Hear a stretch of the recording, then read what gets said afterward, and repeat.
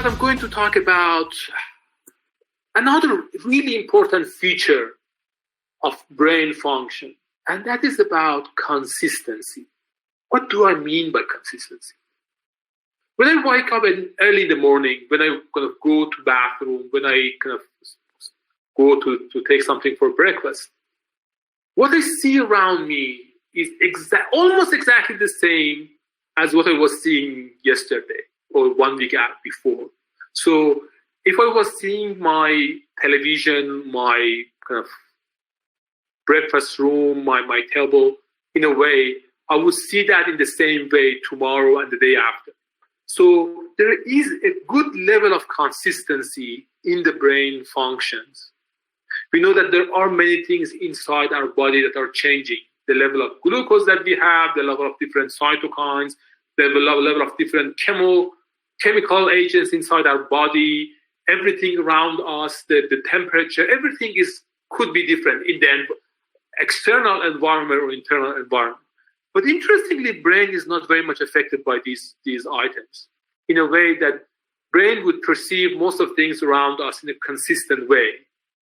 Otherwise, the world around us was scary in the morning, because in the morning you could see things in a little bit different way every day, and that would make things really complex. So we know that brain would make sort of a consistent way of processing things over time.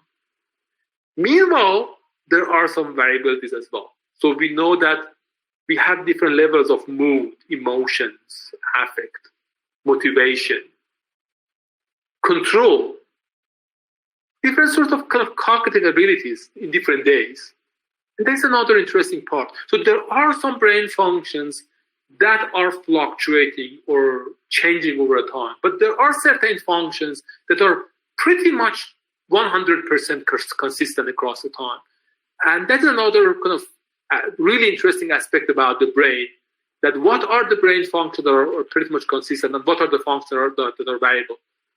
And why these processes are pretty much consistent, because we know that many things inside the brain is changing, but why our visual perception from the external world is pretty much something consistent.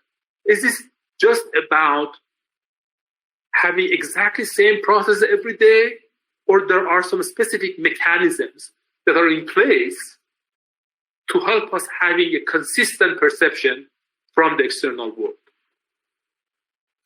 Let me give you kind of an example. Please see this kind of really beautiful painting from Claude Monet. Monet kind of painted this really beautiful work in 19th century, and it's called Woman with a Parasol.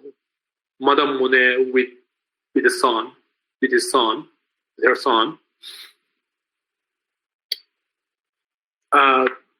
Take a look in this kind of really interesting painting and tell me, how much do you estimate the beauty of this lady from 1 to 10? How much do you see this as a young, beautiful lady from 0 or 1 to 10? Just give me a number.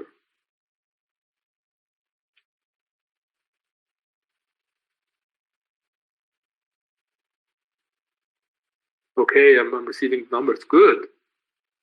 Interesting. Very interesting. Okay. So let me zoom in to the what we have. This is the actual data that we are receiving from this phase. From this kind of level of focus to the painting. Now, please tell me, what do you kind of measure the level of beauty in this kind of, or consider her as a kind of young, beautiful lady from 1 to 10? Is there any change in that or not?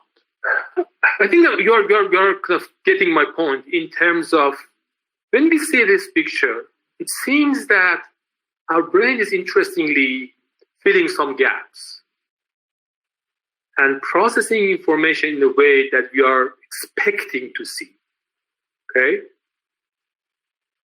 And that's a really interesting dimension of cognitive processing in the brain.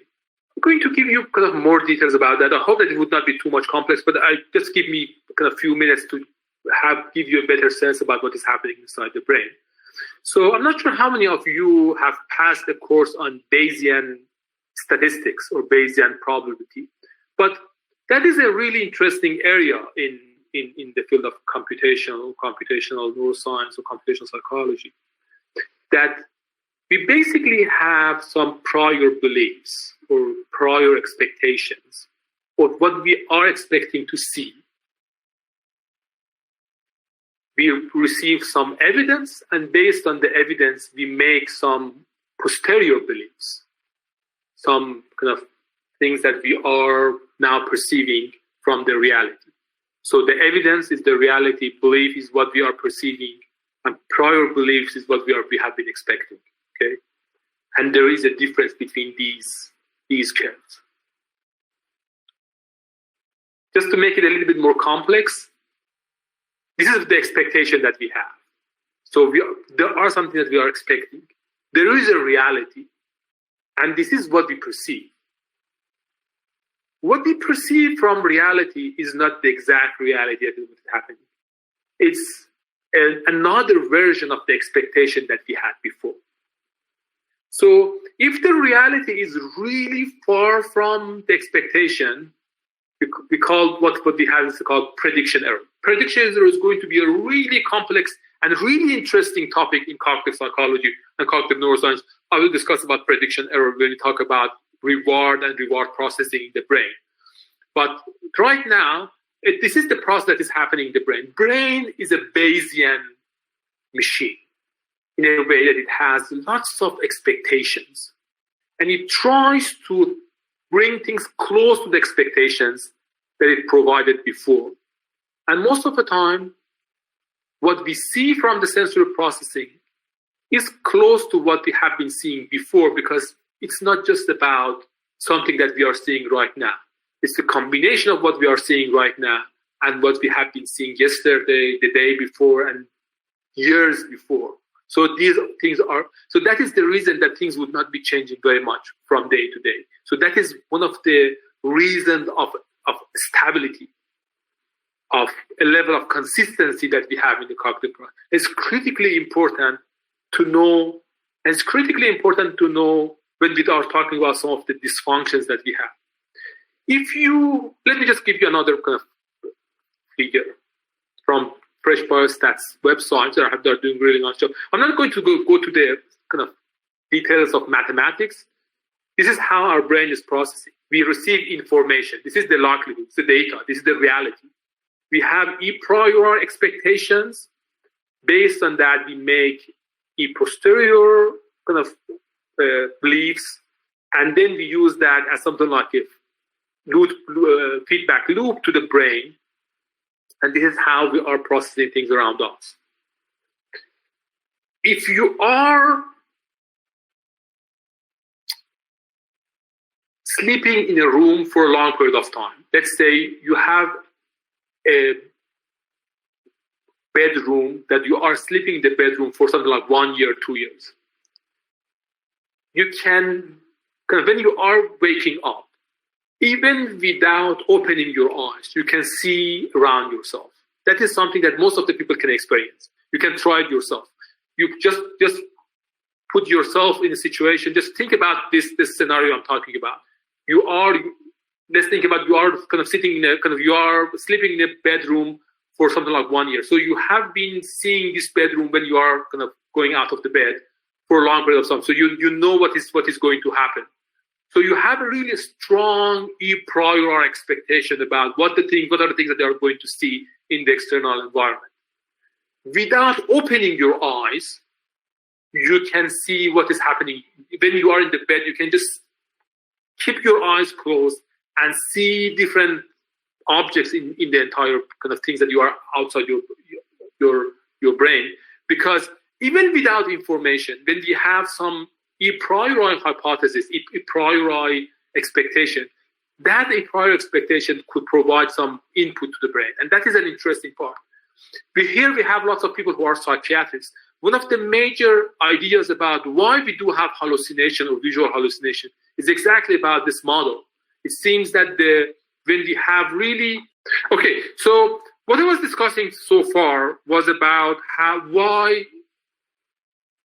some of the brain processes are so much consistent, and what are the computational background of why we have many of the cognitive processes, mainly sensory processes, in such a consistent way. But there are some dynamic changes as well. So we know that we are not exactly the same person tomorrow. We are not exactly the same person 1 week ago. We are changing over time. How brain would respond to time. And the relationship between brain and time is a super beautiful process. The first step, you should know that our brain is not really good with time in a, let's say, kind of informational way. It's really hard for us to put different memories in a time order because we do not have a really good system to make time stand over different events in our life. So it's really hard to say what was happening before and after a specific event in something like 5 years ago. So that is another really kind of interesting part of kind of dimension of the brain function. Why we do not have that much, let's say, a time dimension in our memory. And so that's another interesting thing that we'll discuss about probably in the next sessions.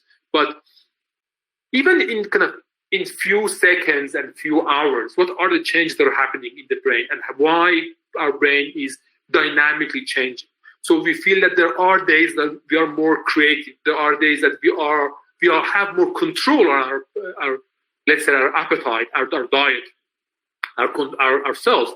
But there are days that we do not have that much control. So that dynamic changes goes back to what we call different brain gears and how different brain networks are changing and shifting to each other in a dynamic way across the time. So that is going to be another topic that we'll discuss in the next sessions. First of all, what are the major brain networks that are functioning inside the brain? What is executive control network? What is the default mode network? What is the saliency network? And how these networks are interacting with each other. And how this interaction would reflect to our daily life experiences. And how we might be able to be in control for these dynamic changes in how these brain networks are getting activated across the time and bring in different cognitive capacities or removing some of the capacities that we had before. So this is going to be a really interesting discussion that we will talk about hopefully in the next sessions.